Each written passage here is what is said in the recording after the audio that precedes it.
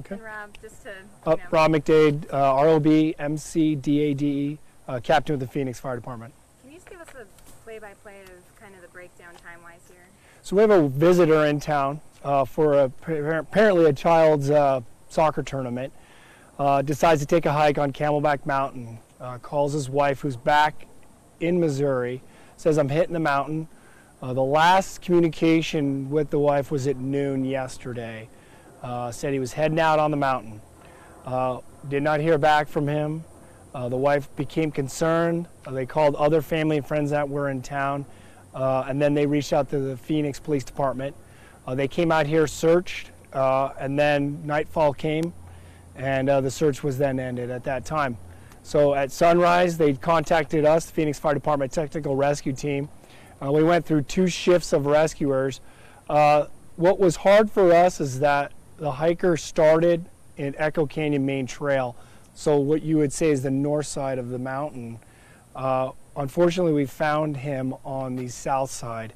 So that's what was the delay, is we did a 360 of the mountain. It's a large mountain, there's numerous trails, but we did unfortunately find a deceased individual that does match the description of the lost hiker. Which is 44-year-old male from Missouri. Yeah. 54. Mm-hmm. Yes. Yeah. And I know that it's early to tell, but it seems like it may not be so much heat related at this point. It's early in investigation. Right.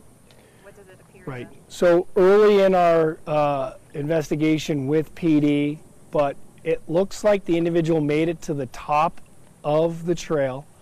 Where we found the body is on the south side off of a sheer cliff. So again, it's early, but it does appear to us right now there was not foul play, and that he did suffer a great fall of a large distance with a traumatic injury when our rescuers found him. I mean, I guess it's probably just a good opportunity to take, because so often we do stories, and a lot of times the people who end up in situations like this where there's a death, they're so often out of town. Right. It's unfortunate. It's sort of a point of pride for us right here in Phoenix. I mean, how many major cities have giant mountains with amazing trails, with great views, and unfortunately they're deadly. This is not our first and won't be our last, unfortunately, where it has a deadly outcome. We have to respect the mountains. We do everything we can. We've gone to all the local hotels, to the concierge. We've handed out flyers. We've worked really well with the Parks Department. The Parks Department does a great job of trying to really educate the folks as they get to the mountains. But unfortunately, every year the statistics back us up. We have out-of-town visitors that succumb to either the heat or a fall, and it becomes deadly. And here for a soccer tournament for his daughter, do you know how old his daughter was? I don't. As we start piecing this together, every bit of it is so tragic, right? I mean, this is the Valley of the Sun. It's beautiful. It is warm.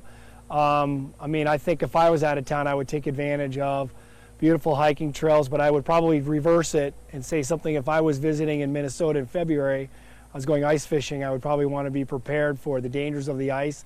That's something that I would want to educate myself on. And again, it shouldn't be a deadly outing, and it's so sad and unfortunate. And when we start getting more information of it, there's really no other way to say it. It's just absolutely terrible all the way around that this tragedy happened. How many hours was he missing? So the call came in, so let me reset that. So he left, the last contact with family was at noon. We found him just before 5 o'clock, I believe. So we're looking at well over 24 hours, upwards of 30 hours he was missing. So obviously as a missing persons comes in, Phoenix PD, they started putting together all their information, and then we were contacted today. Phoenix Fire Department was. And then we obviously put a sense of urgency in case it was a distressed hiker that was either overheated. And then when we did find the body, it was obvious to us there was traumatic injury that he did suffer. And already speaking with detectives on scene, we don't believe there was any foul play involved. You know, can you describe maybe what was on him? Did he have a water bottle or anything like that? So right now, I don't know if he did have a water bottle. The rescuers that I spoke to did say that he was prepared for a day out on a hike that would be consistent of athletic shoes, apparel. So, I mean, unfortunately, If you've never been to the top of Camelback Mountain, it's an amazing view, and I think unfortunately sometimes folks, we get caught up on taking our pictures, getting that great angle, and it's dangerous. There's no railing up there. There's no guardrail. There's nothing to prevent you from walking basically out to the edge. So obviously a reminder to respect the sheer cliffs that are up there. Again, it comes with a cost, but it's just an unfortunate story. This should be a day of fun, and unfortunately it's turned very tragic. And police were able to use a cell phone ping to narrow down the area eventually, right? Right, so when we use that ping, it triangulates, and so sometimes we get a ping that is off. The first initial ping that we had was well off the mountain. We worked with the phone company. They tried to narrow that down from that last one from noon, and we got a little bit better idea. But we believe that's what did slow us down. We really couldn't get an accurate ping of him on the mountain.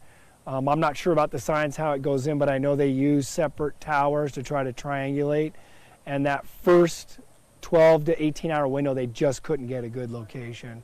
It's an inaccurate science. Sometimes it's spot on, and sometimes it takes a lot more technology from going back into the logs, from what I've been told. And so it wasn't until this afternoon till we realized we were probably needing to be on that south side of the mountain. That was the best accurate ping, and that's when we found the body. When you did find him, what was the terrain like? How difficult was it for you guys to get in, recover him, and get out? What was the terrain? Yeah, good question. So the terrain where we found him in would be consistent of a ravine. So it was off of a hiking trail. Our folks train on the south side of Camelback Mountain. We train on all sides of it. We're here a lot. A lot of you have been out here with our rescuers.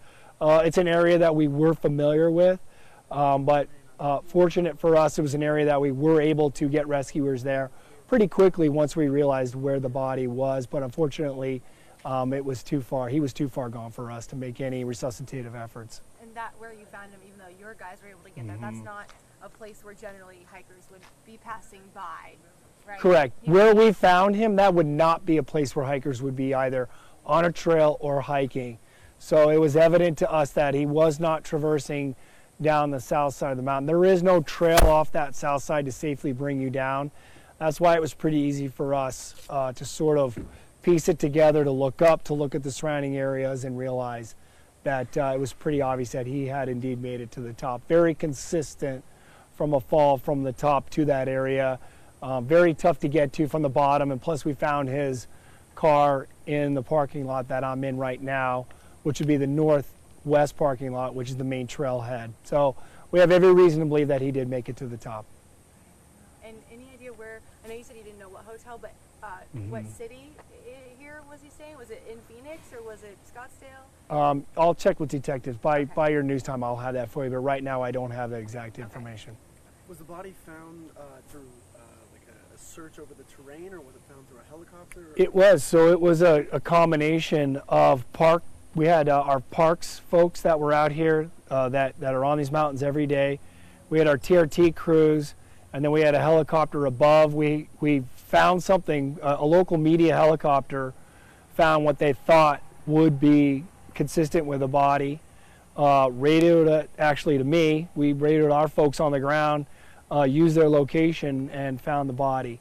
Firebird 10 was out here helping with the search. They went back to refuel. A media helicopter came in, pretty much came over our folks and then helped guide us into the area. So we were very thankful that we found the body before nightfall.